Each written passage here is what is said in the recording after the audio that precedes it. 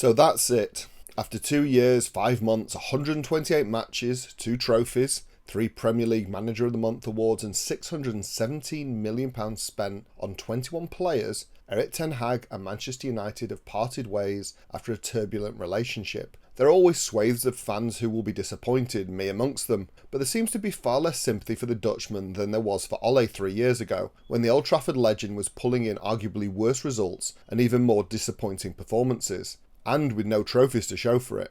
But that's fans for you. Ole earned his legendary status and it bought him some time capital and extra support. Ten Hag had 2 trophy wins, the first in 6 years, but they weren't enough to quell the faithful's dissatisfaction.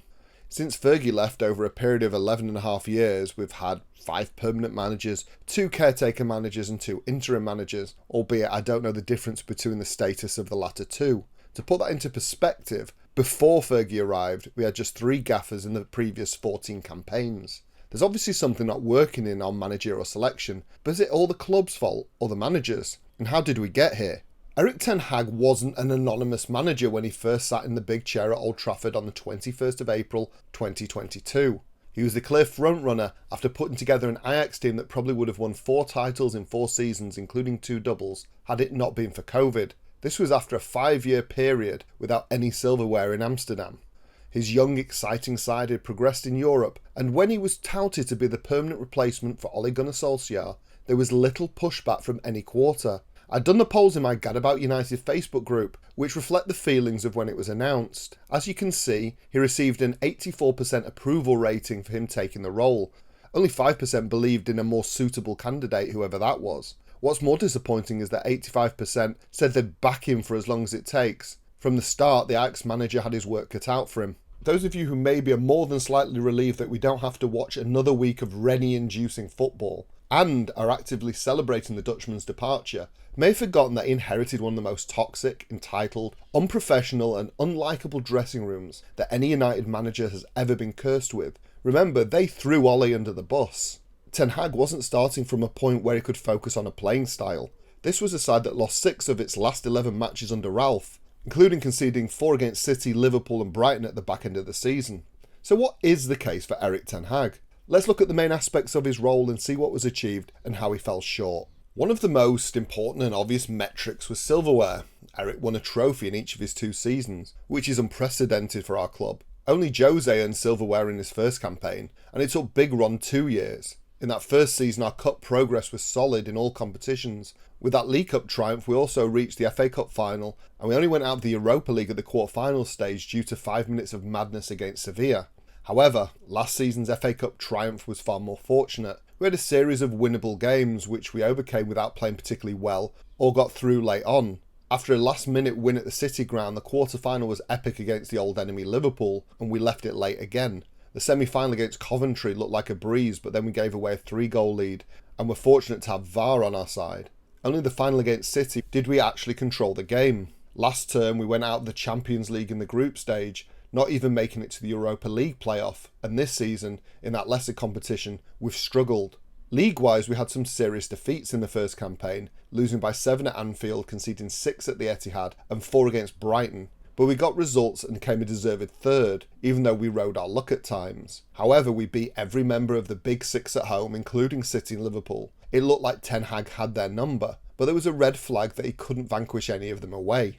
Last season, though, was a different story. You can blame injuries, but we looked poor even before the crisis happened. We conceded 3 or more goals in a game on 15 occasions last term, and we had a real problem holding on to leads in matches, even multiple times. We ended up 8th, which actually flattered us.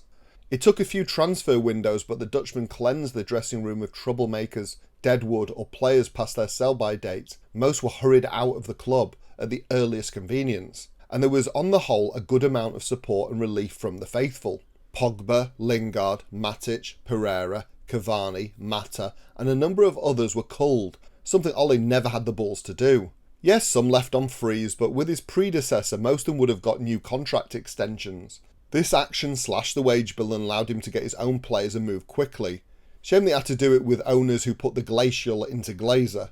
So instead of hitting the ground running like Slot at Liverpool, whose squad required just a little tinkering, there was a complete overhaul necessary at Old Trafford. The boss had to also deal with Ronaldo. He wanted to do a high press, but Ronaldo, however much he performed excellently in the previous year, was not part of his plans. He decided to take on the biggest player in the world and would let him go. Most managers wouldn't have the nuts to do that. Was it messy, petulant and Piers Morgan all over? Yes, it was never going to be pretty, but it had to be done, and CR7's behaviour was more in question than the Dutchman's. The tail can't wag the dog as much as pundits, including our own ex-players, believe that a 37-year-old should be on the team sheet every week and dictate the manager's tactics and formation. Ten Hag set down the law, including his rules. He put a tardy Rashford in his place and started to garner respect within and without the club, confounding critics as the results started to come in after a mixed start. Into his second season, literally scores more were ousted. There was still little complaint from the fan base. If anything, there was relief as Eric Bailly, Fred, Dean Henderson, Phil Jones, Raphael Varane and others were allowed to go. However, there were still big question marks against some of the players who have been allowed to leave on his watch. Scott McTominay and Aaron Wan-Bissaka being shipped out in the summer just gone drew a lot of criticism, especially in support of the Scot. David De Gea's departure in favour of Andre Onana, who had a poor first season, was also heavily criticised. Furthermore, young players like James Garner, Tahith Chong, Federico Pellistri, Charlie McNeil and others drew concerned looks from United fans.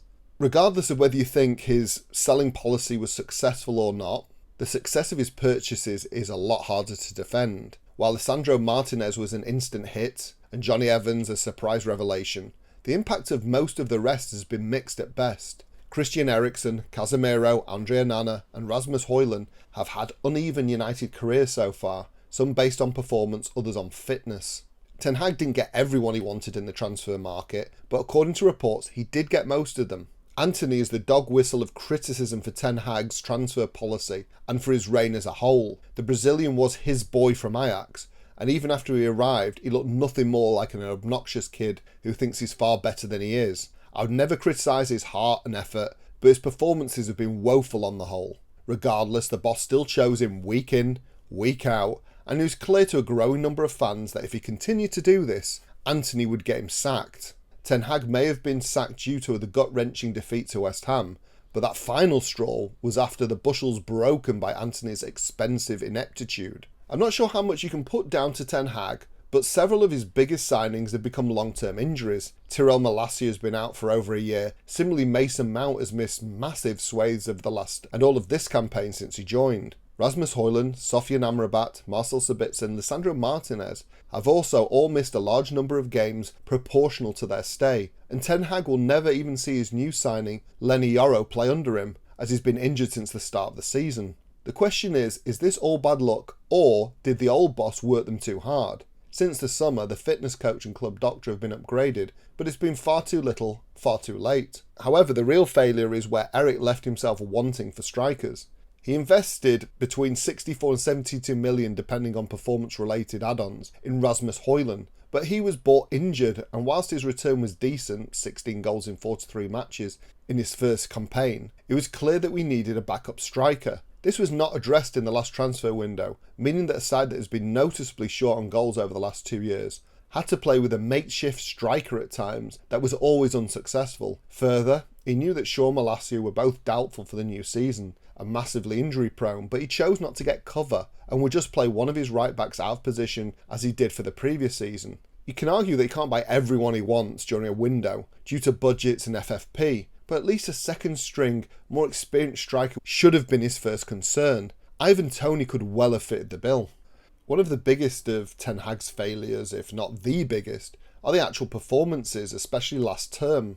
In the first year we got away with taking 3 points on a number of occasions, despite mediocre displays, which could be forgiven as we were in transition and winning. With what we inherited, third spot, a trophy from 2 cup finals and wins against all our rivals is not too shabby at all. We all believed the performances would come and would kick on in the 23-24 campaign, but it just didn't happen. Even before our infamous injury crisis, we'd lost 4 of our first 7 league games before the end of October. There was no significant injury backlog at that point. As the season went on, it was just regression, and with almost every player out for some period of time, the Tetris challenge, which was our defence, became more and more complicated. What made it worse was the fact that the boss had let David De Gea go, who is acknowledged as one of our best ever keepers. In his place, we had one of his players, Andre Onana, who just made one elementary error after another, costing us points and cut progression, something we especially felt in the Champions League. The makeshift defence did him no favours, but you could have put a youth keeper in goal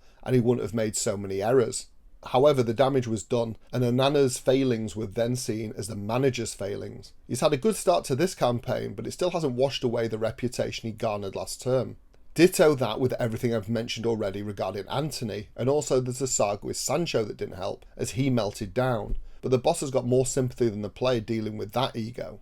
The manager's lack of playing style was also heavily criticised by the pundits and the fans in each of his 2-and-a-bit campaigns. Ten Hag wanted to press, but his players were just not good enough or fit enough to carry it off, and there was no contingency. When questioned about a plan B approach or formation, he stated that he wasn't going to teach his players a second way of playing, an answer that didn't satisfy or bring support from any quarter.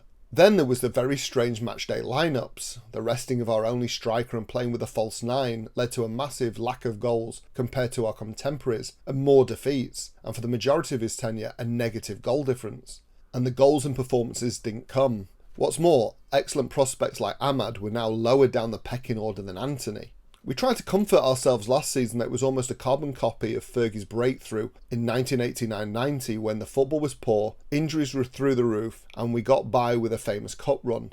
Somehow we mirrored that significant season by winning the FA Cup, but it was papering over on massive issues, however much we fully savoured the victory. Add into the mix what I mentioned earlier that we couldn't hold a lead in matches, and the frustration felt was palpable inside Old Trafford. You literally couldn't trust United with any scoreline at any part of the game. The FA Cup semi-final win versus second-tier Coventry felt like rock bottom, and that was a win. Against West Ham in his last game we should have been 4 or 5 up by half-time and lost 2-1. You can't blame him for the poor finishing, but it does seem like a symptom of his side. So when he was dismissed soon after that painful loss, there was little shock or support. The United faithful had had enough. I wanted to keep Ten Hag, but even I felt relieved that this was all over. The question is, did he deserve it? Well, yes and no. Winning trophies used to be enough when I was growing up in the 80s and 90s. Capturing an FA Cup or even a League Cup put a lot of credit in the bank for most managers, regardless of performance issues. Today, especially at United, it isn't. See Louis van Gaal for that law being laid down first in 2016.